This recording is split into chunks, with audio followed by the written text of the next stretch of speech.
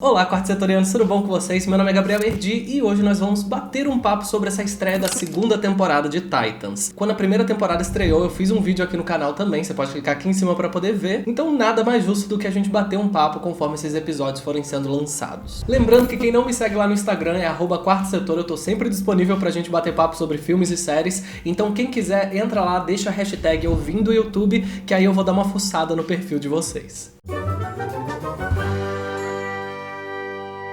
Então tá, eu tenho noção que tá todo mundo falando a mesma coisa, que esse primeiro episódio da segunda temporada era na verdade pra ser o último episódio da primeira, mas que teve que ser cortado, porque o estúdio pediu pra reduzir de 13 episódios para 11. E claro que isso acaba mudando muita coisa na série, principalmente a forma como eles resolveram fazer aquele desfecho da primeira temporada, finalizando num estilo de gancho, e agora este primeiro episódio foi construído como sendo o final daquele arco do Trigon. E assim, não sei se casou muito bem pra ser início de temporada não, porque ele tinha todos esses elementos de final de temporada, com um ritmo bem acelerado, várias coisas acontecendo uma atrás da outra, então ficou meio esquisito ali no começo. A gente começa com o Rock e com a Dove indo pedir ajuda pro novo Robin, que no caso é o Jason Todd. E eles fazem isso por causa daquele pedido mental que a Rachel fez pra Dove na hora que ela tava em coma. Logo em seguida a gente vê a Stellar e a Donna meio que discutindo, tentando entrar dentro daquele portal que tava em volta da casa da Rachel, e aí todo mundo chega e eles meio que fazem um resumão do que eles estão precisando fazer. A gente precisa destruir o Trigon, que tem uma profecia lá no planeta da Stellar, que a Rachel precisa ter o seu coração quebrado, enfim, coloca todo mundo a par daquele assunto e então eles conseguem entrar dentro da casa e começa uma sequência de ilusões que eu já vou falar com vocês. Mas nesse momento aqui eu comecei a ficar um pouco atordoado, porque eu sei que tem pessoas que conseguem lembrar de tudo que acontece na temporada anterior, mas eu não sou uma dessas pessoas. Eu tenho uma memória meio ruinzinha, eu assisto muita série, as coisas se embolam e normalmente as temporadas têm que começar mais devagar para todo mundo conseguir relembrar os acontecimentos. A gente já entrou aqui, ó, caindo direto na ação, mas tudo bem, a gente releva porque foi problema na produção.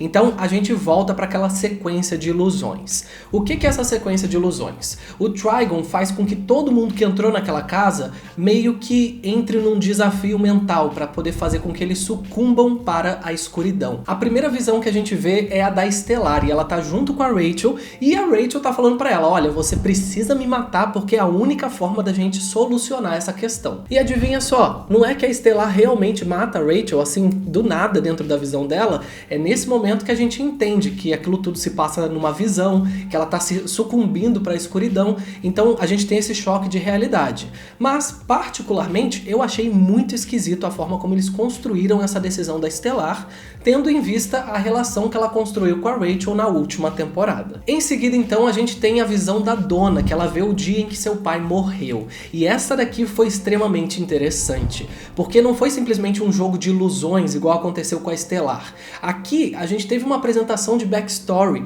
e não uma backstory simplesinha, a backstory do dia em que o pai dela morreu. E ele morreu por causa de um incêndio causado por um piromaníaco. E a Donna mata esse cara, e por isso ela também essa palavra é muito difícil, ela cede à escuridão. É esse tipo de jogo mental que eu tava esperando ver dentro dessa sequência de ilusões. A gente conheceu um pouco mais do personagem ao mesmo tempo que ele passa por um desafio. Isso faz com que a gente consiga crescer, sabe? Construir melhor a narrativa. Não é simplesmente uma questão de, a Stellar matou a Rachel, mas a gente já sabia que a Stellar tava vindo com a missão de matar a Rachel. Então, sabe? Entenderam, né? Em seguida, então, a gente tem a visão do Jason, e ele tá brigando com o Dick. A construção da visão dele foi muito interessante, porque ela começou a partir do final da visão do Dick, que foi quando ele matou o Batman. Então, eles têm esse jogo, essa luta entre eles, e culmina no momento em que o Jason mata o Dick com um tiro na cabeça, utilizando a arma que matou os pais do Bruce.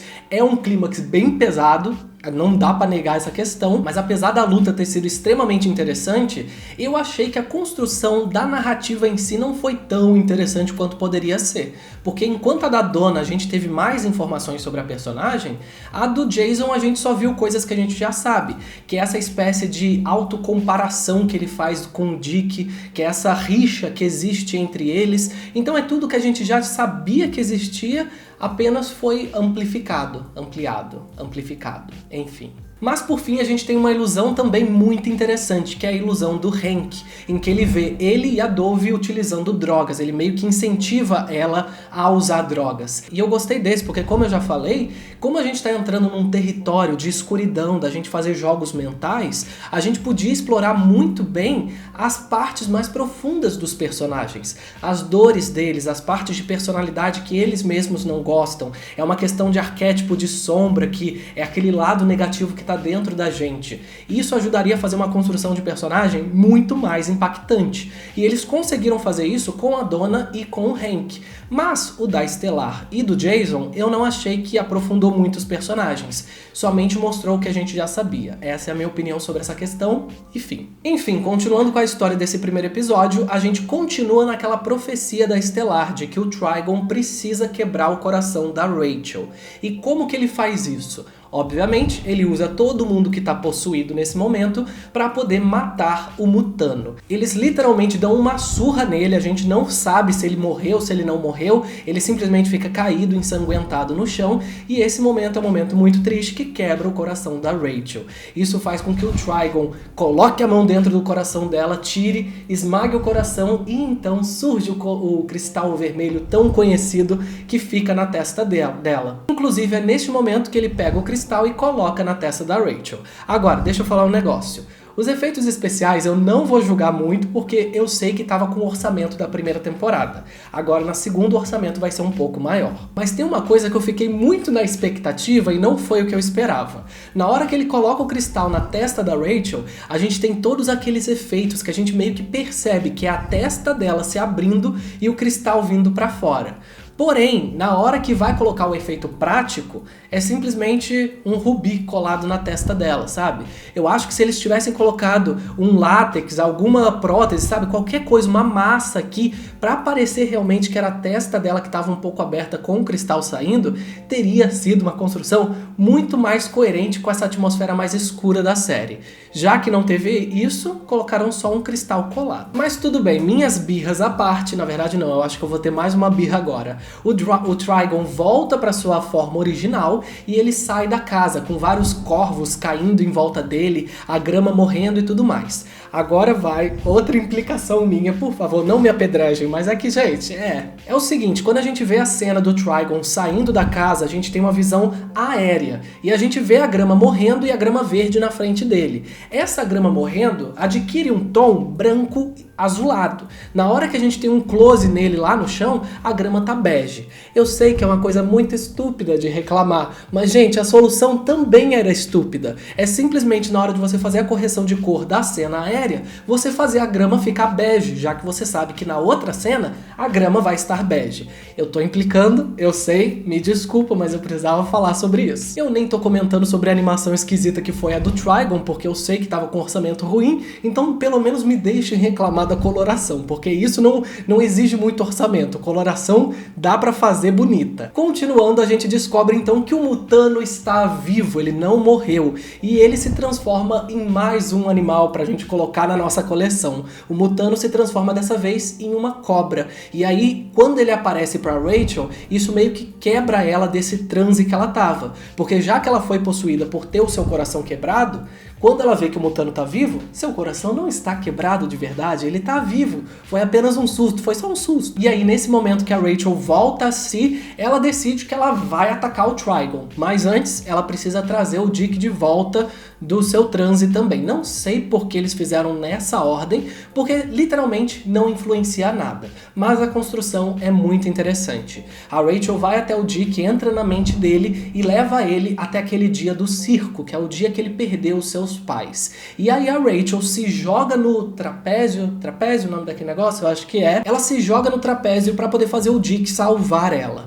Essa construção, narrativamente falando, foi muito bonita porque seguiu essa ideia que eu tinha falado. A gente não tá somente vendo um lado de escuridão que é, sei lá, vontade de matar, vontade de violência. A gente tá vendo um lado de escuridão que é dor, que é um trauma, que é uma coisa muito mais impactante para poder fazer a construção de um personagem.